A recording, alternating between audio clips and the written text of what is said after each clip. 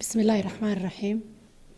marka hore waxaan salaamayaa gudoomiyaha hay'adda dhowrista tayada, agaasimaha guud, agaasima waaxidada iyo dhammaan shaqaalaha hay'adda dhowrista tayada. waxaan ku salaamayaa salaanta islaamka. Assalaamu calaykum wa rahmatullaahi wa barakaatuh. marka hore ilaahay baa mahad leh isku keenay maanta inagoo wada caafimaad qabna goobtan. waxa kale mahadnaq u dirayaa aan la soo koobi karin madaxweynaha Jamhuuriyadda Soomaaliland Mudane Muuse Biixi Cabdi oo xilkan maanta hayo ii igmaday ina gartay aad iyo aad buu mahadsan yahay.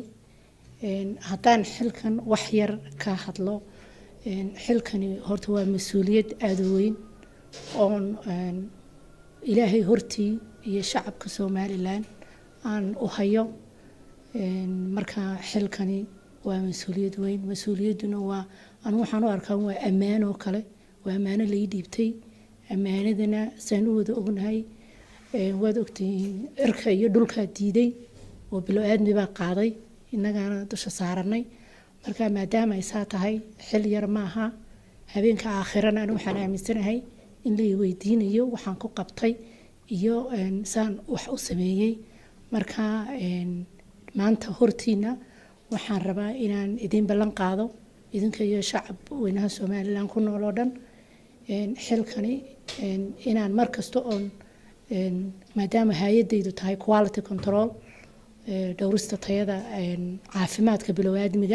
caafimaadka bilowgaadmiguna de maaha wax la dhayeelsado oo maxaan ku rahdaa markasta oo aynu cunto soo deynayno amba aynu dawo dalka u soo deynayno aan waxaan rabaa inaan ku fakaro aan markasta u fakaraa maadaama caafimaadku yahay background-kayga inaan naf bilowgaadmi aan haddii aan wax qaldan soo daayo inuu naf bilowgaadmi wax u geysanayo.